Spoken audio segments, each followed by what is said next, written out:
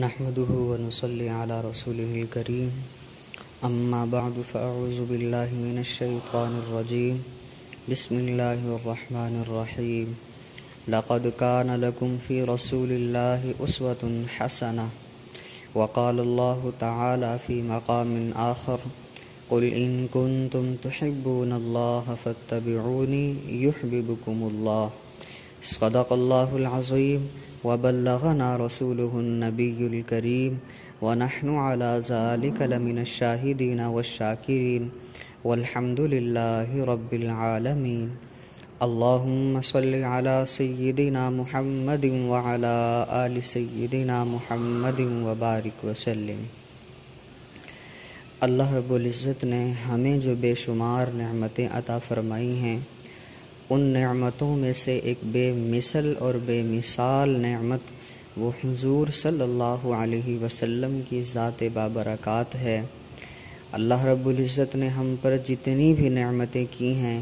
کبھی بھی کسی بھی نعمت کے بارے میں اللہ نے احسان نہیں جتلایا ہے،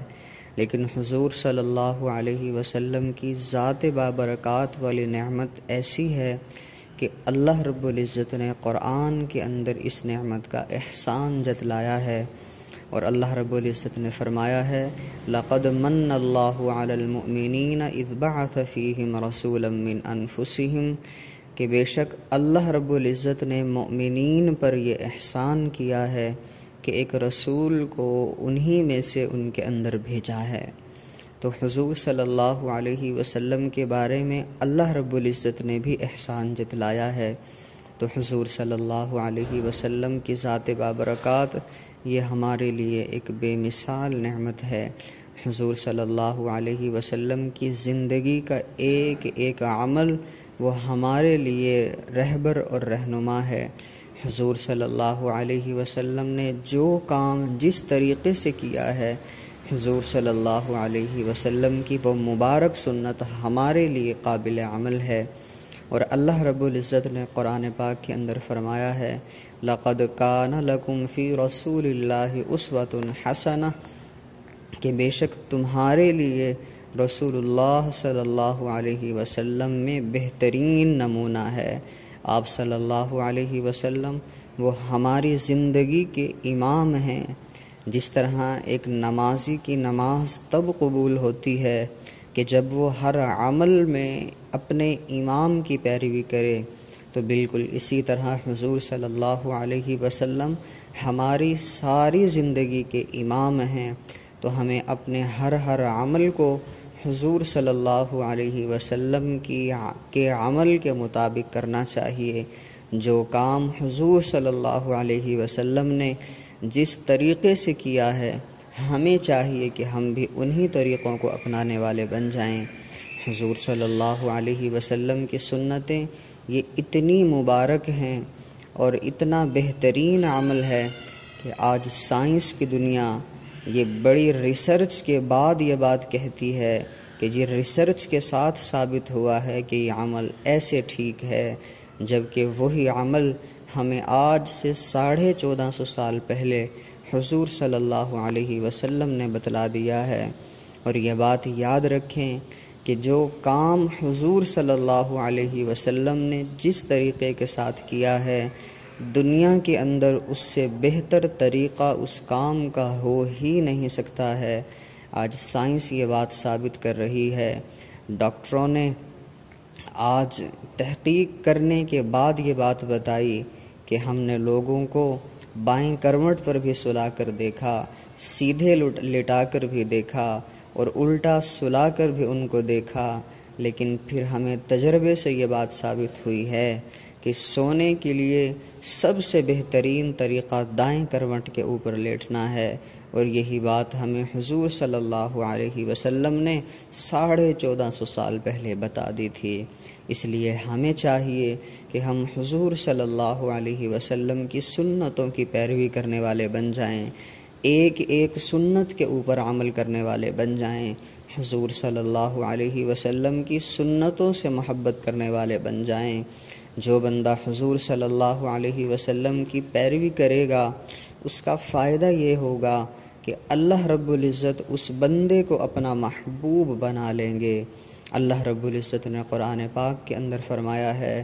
قُلْ إِن كُنتُمْ تُحِبُّونَ اللَّهَ، کہ اے پیغمبر صلی اللہ علیہ وسلم آپ ان لوگوں کو یہ بات فرما دیجئے کہ اگر تم اللہ سے محبت کرتے ہو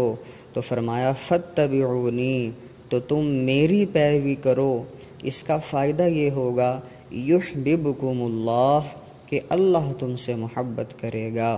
اور جب اللہ کسی سے محبت کرنے لگ جائے تو حدیث قدسی میں اس کے بارے میں آتا ہے کہ اللہ رب العزت نے فرمایا کہ پھر میں اس بندے کی آنکھ بن جاتا ہوں کہ جس سے وہ دیکھتا ہے، میں اس بندے کے کان بن جاتا ہوں کہ جس سے وہ سنتا ہے، میں اس بندے کے ہاتھ بن جاتا ہوں جس سے وہ پکڑتا ہے، میں اس بندے کے پاؤں بن جاتا ہوں جس کے ذریعے سے وہ چلتا ہے۔ سبحان اللہ۔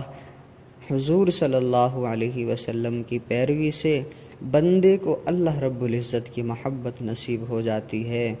اور جب بندہ اللہ کا محبوب بن جاتا ہے تو پھر اس کو ایک اور انعام بھی ملتا ہے۔ حدیث مبارکہ کے اندر آتا ہے کہ اللہ رب العزت حضرت جبرائیل علیہ السلام سے فرماتے ہیں کہ اے جبرائیل، فلاں بندہ میرے پیارے محبوب صلی اللہ علیہ وسلم کی سنتوں کی پیروی کرتا ہے تو میں اس بندے سے محبت رکھتا ہوں، تو اے جبرائیل تو بھی اس بندے سے محبت کر۔ تو جبرائیل علیہ السلام بھی اس بندے سے محبت کرنے لگ جاتے ہیں، اور پھر حضرت جبرائیل علیہ السلام آسمان کے سارے فرشتوں کے اندر یہ اعلان کروا دیتے ہیں کہ فلاں بندے کو اللہ رب العزت محبوب رکھتے ہیں، میں بھی اس بندے سے محبت رکھتا ہوں، تو اے فرشتوں تم بھی اس بندے سے محبت رکھو۔ تو آسمان کے سارے فرشتے اس بندے سے محبت کرنے لگ جاتے ہیں، اور پھر یہ فرشتے دنیا کے اندر اعلان کر دیتے ہیں کہ اے لوگو، فلاں شخص اللہ کا محبوب ہے،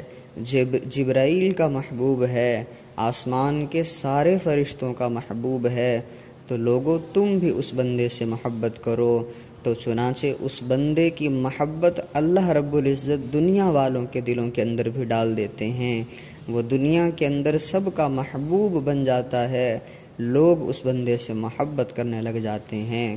دیکھیں حضور صلی اللہ علیہ وسلم کی پیروی کی وجہ سے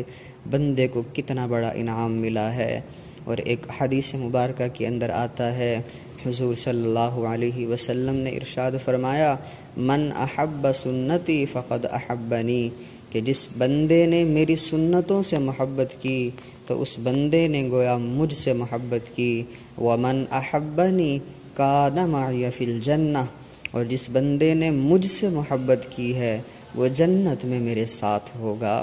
سبحان اللہ، یہ کتنی بڑی بشارت ہے کہ حضور صلی اللہ علیہ وسلم کی سنتوں کی پیروی کی وجہ سے بندے کو جنت کے اندر حضور صلی اللہ علیہ وسلم کا ساتھ مل جائے گا۔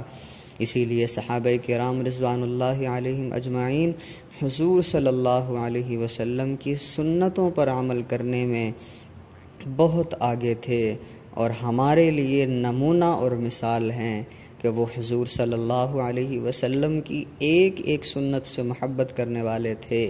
اور ان کی یہ چاہت ہوتی تھی کہ ہم حضور صلی اللہ علیہ وسلم کی کسی سنت کو نہ چھوڑیں۔ چنانچہ ایک صحابی کے بارے میں آتا ہے کہ ان کے بال گھنگریالے تھے، ان کے بالوں کے اندر مانگ نہیں نکلا کرتی تھی، جبکہ وہ دیکھا کرتے تھے کہ حضور صلی اللہ علیہ وسلم اپنے مبارک سر میں درمیان سے مانگ نکالتے ہیں۔ وہ صحابی جب محبوب صلی اللہ علیہ وسلم کے سر مبارک کو دیکھتے تو یہ خواہش دل کے اندر ہوتی کہ کاش میرے سر کے اندر بھی مانگ نکل آئے اور میرا سر محبوب صلی اللہ علیہ وسلم کے سر مبارک جیسا ہو جائے۔ وہ اس کے لیے بہت کوششیں کیا کرتے تھے لیکن مانگ نہیں نکلا کرتی تھی۔ بالآخر ایک دن انہوں نے لوہے کی سلاخ کو گرم کیا اور اپنے سر کے درمیان کے اندر پھیر لیا، پکی درمیان میں مانگ نکل آئی، درمیان سے کھال جل گئی۔ کسی نے پوچھا کہ تم نے اتنی تکلیف کیوں اٹھائی ہے؟ تو کہنے لگے یہ تکلیف تو ختم ہو جائے گی، لیکن خوشی اس بات کی ہے کہ میرا سر تو محبوب صلی اللہ علیہ وسلم کے سر جیسا ہو گیا۔ اور ایک صحابی کے بارے میں لکھا ہے کہ وہ کہیں سفر پر جا رہے تھے، سفر پر چلتے چلتے انہوں نے اپنی سواری کو ایک جگہ پر گول گھمانا شروع کر دیا۔ کسی نے پوچھا آپ نے یہ عمل کیوں کیا؟ کہنے لگے مجھے اور تو کچھ پتہ نہیں، لیکن ایک مرتبہ حضور صلی اللہ علیہ وسلم کے ساتھ میرا اس جگہ سے گزر ہوا تھا، تو حضور صلی اللہ علیہ وسلم نے اپنی سواری کو ایسے ہی کیا تھا، تو آج جب میرا یہاں سے گزر ہوا تو حضور صلی اللہ علیہ وسلم نے جو عمل کیا تھا میرے دل نے گوارا نہ کیا کہ میں یہاں سے اس عمل کو کیے بغیر گزر جاؤں، تو میں نے محبوب صلی اللہ علیہ وسلم کے عمل کی اتباع اور پیروی میں یہ کیا ہے۔ اور اسی طرح ایک صحابی کے بارے میں آتا ہے کہ وہ سواری پر سوار کہیں سفر پر جا رہے تھے، راستے میں سواری کو روکا، سواری سے اتر کر ایک جگہ ایسے بیٹھ گئے کہ جیسے بندہ قضائے حاجت کے لیے بیٹھتا ہے، لیکن ان کو قضائے حاجت کی کوئی ضرورت نہیں تھی، بس ویسے ہی بیٹھے اور اٹھ کر پھر سواری پر آ گئے۔ ساتھیوں نے پوچھا کہ آپ نے یہ عمل کیوں کیا ہے جب آپ کو ضرورت ہی نہیں تھی، پھر سواری سے اتر کر اس طرح بیٹھنا یہ معاملہ آخر کیوں کیا ہے؟ تو کہنے لگے ایک مرتبہ حضور صلی اللہ علیہ وسلم کے ساتھ میرا اس جگہ سے گزر ہو رہا تھا، حضور صلی اللہ علیہ وسلم کو اس وقت پیشاب کی حاجت تھی، حضور صلی اللہ علیہ وسلم نے اس جگہ پر اپنی ضرورت کو پورا کیا تھا، آج جب میرا اس جگہ سے گزر ہو رہا ہے اگرچہ مجھے ضرورت بھی نہیں ہے، لیکن حضور صلی اللہ علیہ وسلم کی اتباع میں میں نے یہ عمل کیا ہے۔ تو حضرات صحابہ کرام کی محبت حضور صلی اللہ علیہ وسلم کی سنتوں سے بے مثال تھی، تو ہمیں چاہیے کہ ہم بھی دل و جان سے حضور صلی اللہ علیہ وسلم کی سنتوں سے محبت کرنے والے بن جائیں، اور حضور صلی اللہ علیہ وسلم کی ایک ایک سنت پر عمل کرنے والے بن جائیں، تاکہ اللہ رب العزت کے محبوب بھی بن جائیں، اور کل قیامت کے دن حضور صلی اللہ علیہ وسلم کی معیت جنت میں ہمیں نصیب ہو جائے۔ اللہ رب العزت ہمیں حضور صلی اللہ علیہ وسلم کی سنتوں سے محبت اور پیروی کرنے کی توفیق عطا فرمائے۔ وآخر دعوانا ان الحمد للہ رب العالمین۔